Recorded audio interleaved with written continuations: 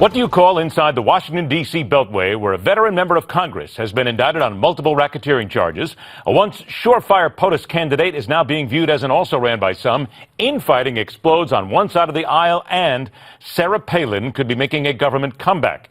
If you follow American politics at even a low level, you already know you call all of this what happens on a day ending in Y. Let loose the political animal then to make sense of it all. She's the investigative reporter for the Washington Examiner, Sarah Westwood. He's the contributing writer at RedAlertPolitics.com, Ryan Girdusky. I thank you both for joining us. And Sarah, I'm going to go ahead and start with you. We're going to get right out front with Republican Representative Mark Meadows files the motion to vacate the chair, basically wanting to oust John Boehner as the House Speaker. Now, here we go, little GOP politics inside, because we've been talking about infighting for a while. How serious do you think this damages the work trying to be done by some to kind of keep the GOP nice and quiet and together?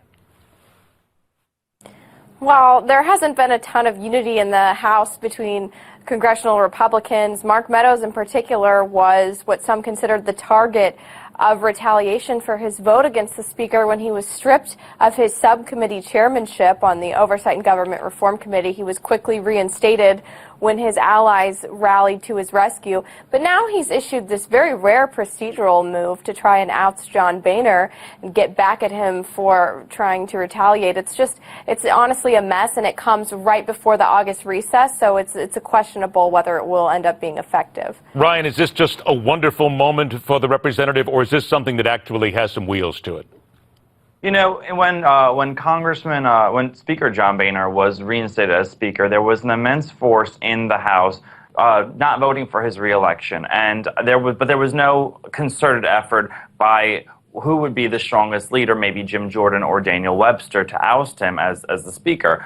So I think that maybe there would be in the future, especially coming into 2016, when the Republicans almost certainly will reclaim the House yet again for another two years.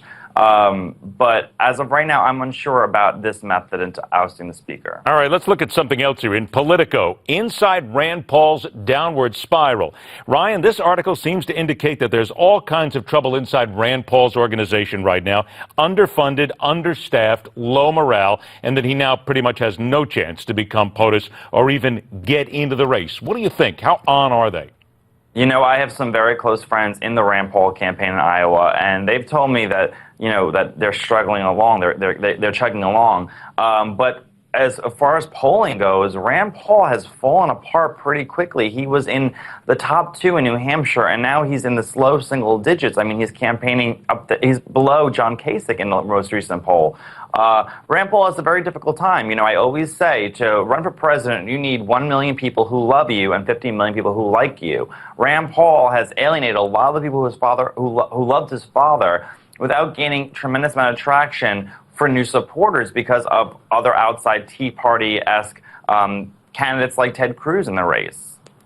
Sarah, let me come to you then on a different element that happened earlier today. Pennsylvania Congressman Chaka Fattah was charged with racketeering. This relates to an off-the-books $1 million loan to his campaign for Philadelphia mayor in 2007. How big a deal is this? I mean, he's already basically taken himself off the Appropriations Committee. This would seem to be a major deal. It's been 7 years in the making.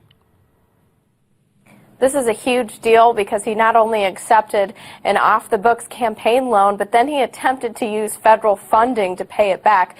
That's just super illegal, and now he's going to face the question of whether he's going to be forced out of his congressional seat because of these indictments. You've seen other people connected with this scheme have already pleaded guilty, so this isn't a necessarily new situation, but these are more than a dozen charges coming down against Congressman Fattah today, and so certainly we're going to wait and see what his office comes out and says in response, but it might be time for him to step down from his seat. It might indeed be time. 1 minute left, 30 seconds to both of you. Sarah, I'll stay with you. Donald Trump says he might bring Sarah Palin back as part of his cabinet if he is indeed elected president. What's been the reaction inside the Beltway to this little word? It's not too surprising just because Sarah Palin and Donald Trump have both faced scrutiny from the establishment for being a little bit out there in terms of candidates, but they both have strong conservative supporters and have weathered the kind of criticisms that other candidates haven't faced, so it's not too surprising to see those two paired off. What do you think, Ryan? Right. Well, you know what? Donald Trump already said that he doesn't like Jeb Bush, he doesn't like Lindsey Graham, he doesn't like Scott Walker. Maybe Sarah Palin, the mama grizzly herself, is the one Republican that Donald Trump really actually likes. Hey, love her or hate her, she still gets an awful lot of attention, and she still has an awful lot of followers as well. So it's not a shock at all for the Donald to do this. Sarah, Westwood, Ryan Girdusky, thank you both for joining us. We appreciate your time. Now, we've been talking about politics. Let's ask you again, because we've been asking for a while now. This comes down to that GOP nominee for 2016, and it's your chance to get involved and tell us, who is your choice? Go to newsmaxpolls.com, weigh in, let us know, and let's see how the Donald, Sarah, and so many others are doing. Next up, the cheating scandal rocking the nation and leaving everyone to wonder, how can you not trust Gisele Bundchen's husband? Next on The Hardline.